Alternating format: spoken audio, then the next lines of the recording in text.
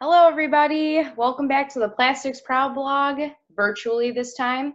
And today we're talking with Mark Wolverton. He's with the SPE Plastivan. He is an educator. How are you today, Mark? I'm doing great, Carolyn. How are you? Very good. Nice weather finally, so that's always nice, but Yeah. got to stay inside. Way too nice to be inside, but we can be socially distant and yet connected through the miracle of technology. So it's good stuff. Exactly. Exactly. Well, I have a few questions for you here today, so let's just get right into it. Sure. So first question I always ask everybody that's on the Plastics Proud blog is, how did you get started in the plastics industry? A long time ago, about almost 50 years ago now, I was growing up in Wilmington, Delaware. My dad was in steel, and I was in high school. Most people in Wilmington at that point were involved with either the invention or the development or proliferation of chemicals. Wilmington was the host city to companies like DuPont, Hercules, and Atlas. There were several others.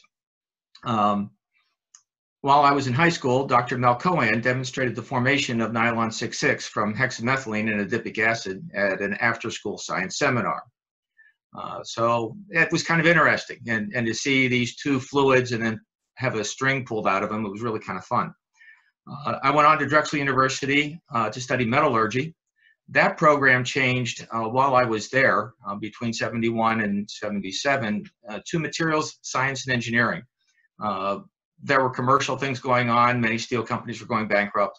They wanted to diversify the program to address things like material science, polymers, ceramics, fine metallurgy, and those activities. My professor, Dr. Roger Cornelius, asked me for a resume. He sent it on, and after several interviews, I had my first role in plastics as a technical service engineer with LNP Corporation out of Malvern and then Exton, Pennsylvania. So that's how I got started, and that was a great 45-year career. Wow. Well, then that makes sense why you're an educator. You have a lot of experience and knowledge. Very cool.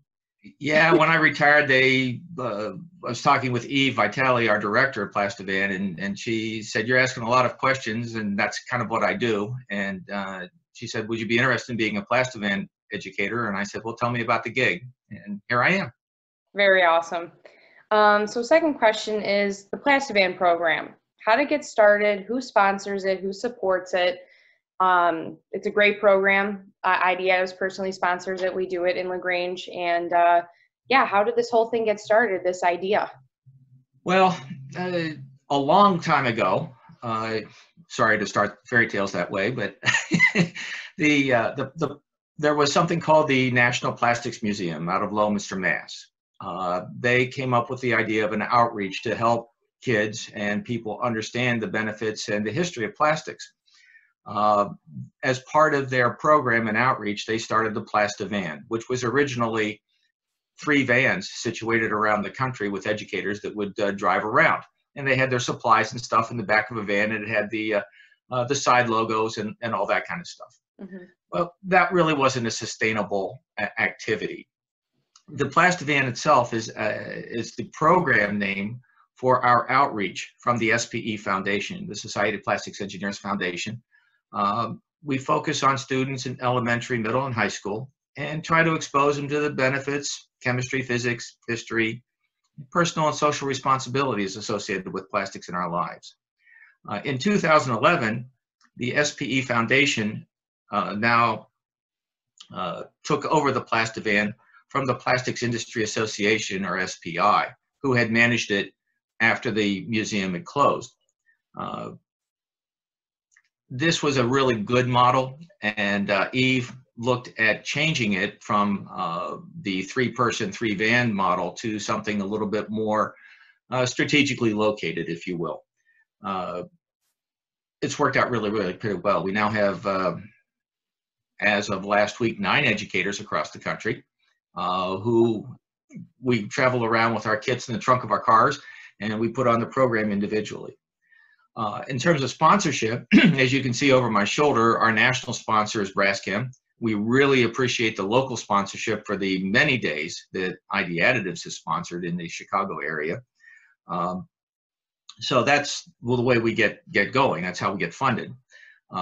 Schools get nominated by sponsors, typically somebody who has a school or an interest or a relationship and is willing to sponsor the day, or we figure out shared sponsorships as necessary. And we try to make it happen. We have room for many sponsors. I didn't check the numbers before our conversation, but Julie Proctor, our coordinator, keeps track of who the sponsors are. There's probably 50 day sponsors so far within the organization. We always have room for more, and Right. certainly Braskem is encouraging anyone that would be interested to join them as a sustaining sponsor for the Plastivan program. Very cool. Yeah, it's one of my favorite things during the year. We do it at Lyons Township High School in LaGrange, which is where I graduated from high school. And so it's a really cool day to go back to old memories. And, I think the kids are really engaged with it. And I think that they really enjoy the content and learn a lot from it. So that's awesome. I remember last fall, you and I were at LT together, and it was a great morning and afternoon. You're right, the kids, this is the benefit to me. Not only do I reach out to kids and continue helping them understand, but it's share the enthusiasm. Definitely. So you kind of touched on it a little bit, but when and how did you start participating in the Plastivan? You said you talked to Eve and you were asking a lot of questions. Well, geez, I've been aware of Plastivan pretty much since it was started. Not that I was anything at all involved with the National Plastics Museum, but I was aware of it. And Margie, one of the educators at the beginning, did a really great job bringing it to things like NPE and bringing it to the schools as best as she could do as a single person. Among many sponsors for the Plastivan program is another organization to which I belong, the Plastic Pioneers Association. And Plastic Pioneers puts up a fair bit, but not sustaining membership support yet for Plastivan. As a Pioneers, Eve came to one of our meetings and we had a nice chat. After the meeting, we continued a conversation. I had a few questions. I was in the process of retiring from my career as a tech service engineer. And after a few questions and conversations, Eve invited me to join her as part of the program among the other educators. So that's how I got involved. It's been a lot of fun. And how many years have you been doing the educating? I guess this is about my first anniversary. Oh, very cool. Yay. So I guess I retired at the end. I retired at the end of 2019. And then Eve and I we met in September about Plastivan and Pioneers. We had met several times at other events, automotive and composites and other divisional meetings. Again, chatting in late winter, early spring last year, and then she invited me to join her in one of the schools near Grand Rapids, and that was kind of an on-the-job interview. And after that, she says, "Well, you did good enough. Keep on working." So awesome. Well, that's so great. So when we talk about the Plastivan program, like I said, we've done it together, and there's a lot of different activities and science and educational. What do you think is the biggest benefit of the Plastivan program, and what goals are you trying to accomplish more beyond just bringing awareness to plastics in general? Great question. I'm not sure that there's any one biggest benefit of Plastivan. Some of our goals and objectives, and I think the benefits to come back to it is that for students and teachers, and hopefully then relayed back to their parents, we believe that Plastivan is an honest, accurate, and entertaining introduction to plastics and its benefits, its technology, and our responsibilities associated with them. That's really the message we're trying to get across. We're trying to do it as a entertainment activity, if you will. We want people to be amused, but also understand the education aspects of it. For the industry and sponsors, even your dad has said that this is one of the least expensive ways to demonstrate his leadership in the plastics industry.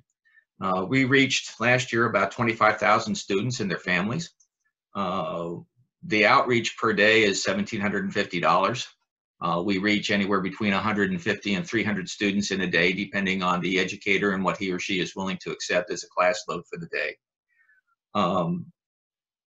Several sponsors have actually gained interns and employees from Plastivan sessions.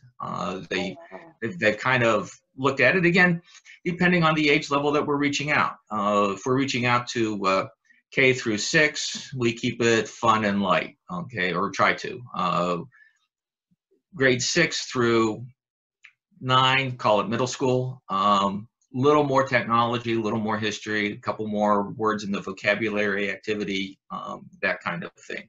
High school, we start talking about careers, okay, and careers not only from a professional degreed perspective, but also from a skilled craftsmanship perspective, okay. There's a tremendous need for skilled craftsmanship today. So we carry that around. And again, primarily the goals are to reach as many as we can to educate them about plastics, technology, and responsibility, especially with, you know, Earth Day and some of the questions about trash and recycling and that kind of thing. Yeah, it's funny, growing up, my dad was always in plastics. So when you'd go to school and they'd ask, you know, what does your dad do for a living? Say, oh, he sells plastic. And I remember people, my classmates being like, what do you mean he sells plastic? And I'm like, well, it's in everything. And I'd start going into it. And just even that conversation there, it really opens people's eyes to, there is a career in plastics, and there's many different careers. It's not even just technical. I mean, when I come to the Plastivan, I go, I do marketing for plastic. You know, there's sales, all these different avenues you can go with plastic. So I think that it's just, it's a great program, and it just kind of gets the future generations thinking, which is good. Right. You know, it's funny. You get to the middle schoolers and the high schoolers, and you ask them, you know, plastics in your life, good or bad, and you get, you know, some that are, oh, plastics are the dead evil of the world, and you get some that are, oh, I don't really know, and then you get some that are, well, I've got to have plastics in my world. Okay, and so you pull out your cell phone and you hold it up and you say, without plastics, you can't have this. And you should see the look on their faces, like deer in the headlights. Like, I can't have my phone yet. Not only that, you can't have half of the clothes on your back. You can't have single-use bags. You probably can't get your takeout from Chick-fil-A or anywhere else that you go today. Right, right. And they're like, wow, it's everywhere. And I said, and then on top of that, those are the kind of the fun packaging things. But keep in mind, it's really deadly serious right now. I mean, you look at other posts and media and all the work that people are doing to create new sources for ventilators, new sources for respirators, new sources and additional sources for many of the medical disposable and test kits that we need. You've got all the different processes going on. People are trying to injection mold, they're thermoforming, they're 3D printing, developing all of this in medical and other critical industries. And then if you look at your office, okay, all the pens and pencils and paper clips and those kinds of things that you'll have around, it's all there. So it's very pervasive. People lose track of it. Yeah. Of course, the ones that are against it are really against plastic litter. Okay, so part of then the social responsibility comes around, okay, I've got one here. What do you do with a single-use bag? I mean, if you look at it in the water, and I've seen several of them as a scuba diver, they look like a jellyfish. Okay, yeah. And we've all seen the blogs and the memes and the posts about whales and sharks and tuna that are caught with plastics in their gut. And that's a wrong thing. Okay, we're all trying to avoid that. So we try to tell them, even in these days of COVID-19, let's collect our plastic bags, take them back to the big box store, the grocery store, provided they still have the bin that they're willing to accept it, and make sure they get put back in the recycling system that way. Okay, we want to make sure that they get returned to the feed stream. They're as valuable as steel and aluminum are in the recycling stream, so we want to make sure they get back. Similarly, we want to make sure that things like reusable containers, and I was looking for a single water bottle, but I forgot to bring it up to my desk. But we have these kind of containers, and you've got the PET on one side, and certainly, now, I hope this shows up on the camera reasonably well.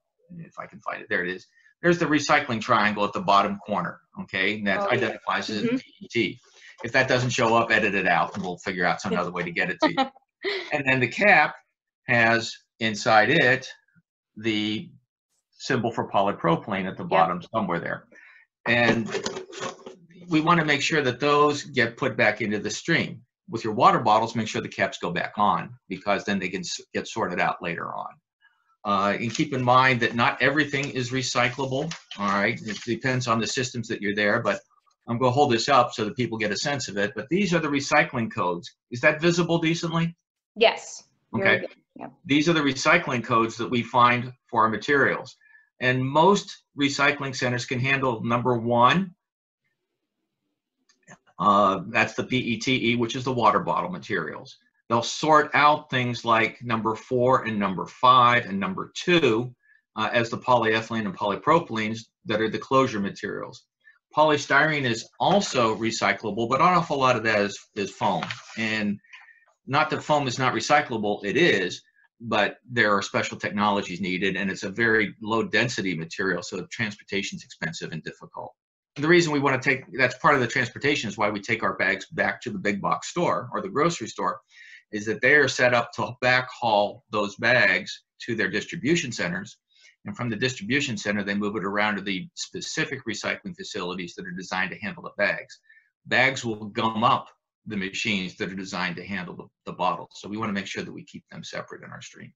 Definitely. So love plastics, use it, but socially do your part to recycle and make sure we can reuse these materials. It is very important. It's definitely, and I think that's also an awesome part of the Plastivan, is you go into depth into that. And I think a lot of the kids don't even know you can take your single-use bags, back to the stores for it to be used as something else. And I know my favorite tip that I do now, ever since I heard you say it, was you take your single-use water bottle, you crush it down, put the cap back on, or else it makes it heavier so it doesn't fly out of the recycling truck. So just little things like that you learn, and you're doing your part as best as you can. I'm stealing some of your words for the next time I give a Plastivan class. Thank you. Thanks. So you went into my last question, which was April 22nd's Earth Day. So I wanted you to give us a recycling tip, but you went into depth into that. So I have a bonus question. Sure. There's a lot of science experiments during the Plastivan, and it's really funny because a lot of them get a lot of oohs and ahs and freakouts. What is your favorite science experiment that gets the best reaction? Because, I mean, there's quite a few. Yeah, we in Plastivan, the experiments you're talking about, we will make a polymer gel, okay, which depending on the age grade, and actually every age grade refers to it as slime, okay, yeah, so yeah. That's always fun to do. One of the other experiments that we'll do, and one of the things I do as an instructor, is to pour a polyurethane foam bun. That's not something that you can really do at home. The chemistry is a little more involved, and you need some special PPE and things. I'm not wearing my safety glasses for this, but we wear safety glasses and gloves. One of the best ahs that I get is actually the piercing a balloon. Okay, yeah. Yes. If I had anticipated it, I'd have a balloon and a skewer here, but there will be, we'll talk about something in a minute on that. Another experiment that's a lot of fun with the kids is what we call inside the company the Wizard of Oz, where we will use acetone to crush and dissociate the polystyrene foam cup. That gets the biggest oohs and ahs, and of course it's the one we use at the end of the class, so yeah. It's really there. In terms of a bonus, I've got two little things to keep in mind too, as part of this is don't wish cycle. Okay, wish cycling is when you toss something into the recycling bin because you're not sure if it is or isn't recyclable, and you say, well, they'll figure it out at the end. That creates an awful lot of problems for the recycler, because then they have to sort out the stuff that's not. So make sure that you check your local regulations. They will identify in them which numbers are acceptable to them and how to handle it. The easy one to remember is that the PET bottle with caps on and crushed, the way you described it, is perfect. That's almost everywhere, and it gets turned into things like fleece and even the shirt that I've got on. So let's make it easier and more effective for everybody to do that. Continue to check with your stores and make sure that during this crisis, we are recycling the bags. And if they're not, keep them in your garage, wrapped up or in a closet, and if you can, and then take them back when the crisis is over. It will be over. We'll be back, and the processing temperatures will degrade the virus. The other bonus that I have to offer is Eve will be talking about this in more detail on April 13th at the lunchtime 12 noon session of Antec. Plastivan has been asked to come up to help our members in the SPE with at-home activities and plans for the kids. Some of them will be some of the experiments. For those of us that are not slime professionals, we can get by with using things like Elmer glue and laundry detergents. We can make those, and the kids can have fun. You just want to make sure that you're doing it in a place that can be cleaned. It gets messy, especially with younger kids. But there are a number of other activities, and maybe some 5-minute videos that she's going to talk about that will be available to the members at this time in order to help. When everybody knows we're parents, we're grandparents, some of us, aunts and uncles, the rest of us. We're not professional educators by and large, so we're always looking for ideas to try to help. And if we can help as Plastivan, as educators, that's what we're reaching out to try to do. But wow, this was great information, Mark. I really appreciate it. Again, thanks for all that you do for the Plastivan. You teach a great class, and any school's lucky to have any of the educators come in and teach about plastics and recycling and doing our part. So any last comments that you want to? Yeah, if you'd like to reach out to us at www.plastivan.org. We have a hashtag out there for Plastivan. If you're putting something up that you'd like to hashtag, we hashtag SPEWE, and we're also hashtagging Brascam in order to tie all of these together and recognize. And again, for those that are interested in sponsoring Plastivan, just reach out. You can reach out to me at SPE mvolverton at 4spe.org. Be happy to talk to you about sponsoring or resetting. I had a dozen, 8 or 10 sessions that got postponed this year. So because schools are out of session, they're not letting people in, we would be happy to try to reschedule as soon as we've given the clear from this pandemic. So yeah, that's about all I have right now, I think. Awesome. And I'm going to put all that information, if you're watching this on YouTube, below. You can click on any of the links. All right. Thank you so much, Mark. Thank you. Have a great day. Thanks. You too.